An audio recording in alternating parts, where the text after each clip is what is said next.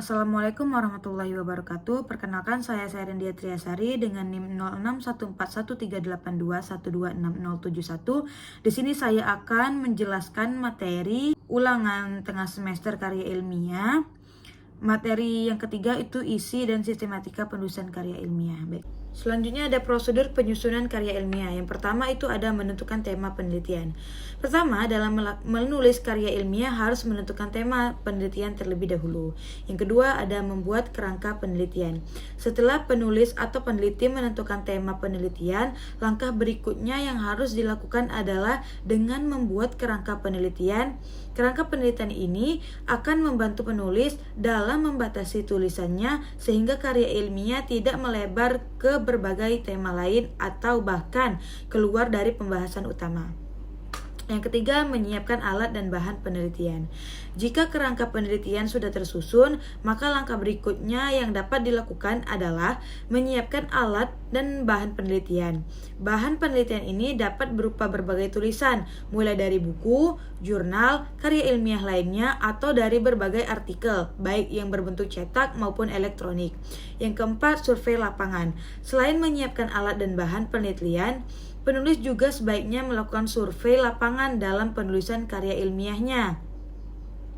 Survei lapangan merupakan langkah pengamatan atas objek yang diteliti. Yang kelima, mencari dan mengumpulkan referensi. Menulis karya ilmiah juga membutuhkan referensi yang membantu penulisan karya ilmiah.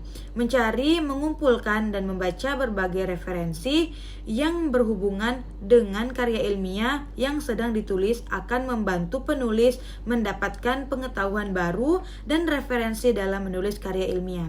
Yang keenam, itu ada hipotesis. Dalam menulis karya ilmiah, penulis juga harus menuliskan hipotesis berdasarkan tema penelitian yang sudah ditentukannya.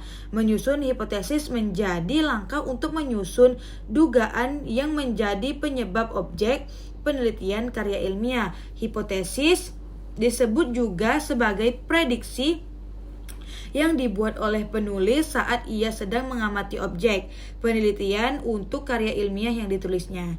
7 ada rancangan penelitian. Yang 8 menentukan metode yang sesuai. Dan yang 9 pengumpulan data dan analisis. Rancangan penelitian merupakan kerangka yang dibuat oleh peneliti sebagai rencana penelitian yang akan dilakukannya.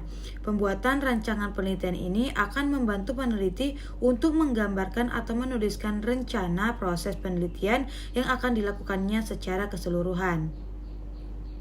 Hipotesis dan pertanyaan yang dituliskan dalam karya ilmiah akan terjawab jika diteliti dengan menggunakan metode penelitian yang sesuai. Untuk itu, seorang penulis harus menentukan metode yang sesuai untuk penulisan karya ilmiahnya. Misalnya, akan menggunakan metode kualitatif, kuantitatif, atau metode lainnya. Jika metode penelitian sudah dipilih, maka langkah berikutnya dalam penulisan karya ilmiah adalah melakukan pengumpulan data dan melakukan analisis.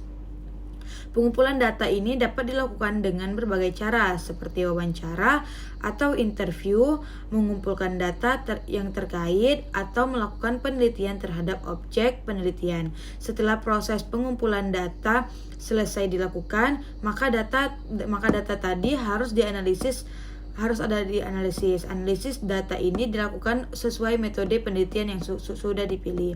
10. Pengambilan kesimpulan. Langkah berikutnya yang dilakukan sebagai proses membuat karya ilmiah adalah pengambilan kesimpulan.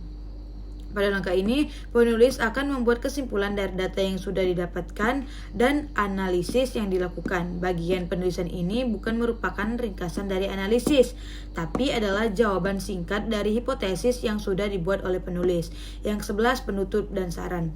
Bagian terakhir dari penulisan karya ilmiah adalah membuat penutup dan saran. Saran yang dituliskan pada bagian ini didapatkan dari kesimpulan yang sudah dituliskan pada bagian sebelumnya.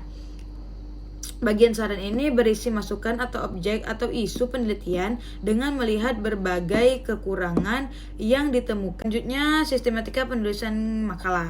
Yang pertama itu ada cover, yang kedua kata pengantar, yang ketiga daftar isi, yang keempat bab 1 yang berisi pendahuluan yang berisi latar belakang, rumusan masalah dan tujuan. Yang kedua itu bab 2 pembahasan Terus bab 3 penutup, kesimpulan saran, daftar pustaka, lampiran.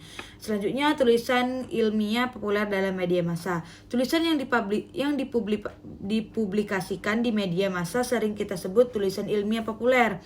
Tulisan ilmiah populer dalam kaitannya sebagai upaya pengembangan profesi guru merupakan tulisan yang mengandung isi pengetahuan berupa ide atau gagasan pengalaman penulis yang menyangkut di bidang pendidikan. Baiklah, itulah tadi video penjelasan dari saya. Mohon maaf apabila ada kekurangan. Saya akhiri. Wassalamualaikum warahmatullahi wabarakatuh.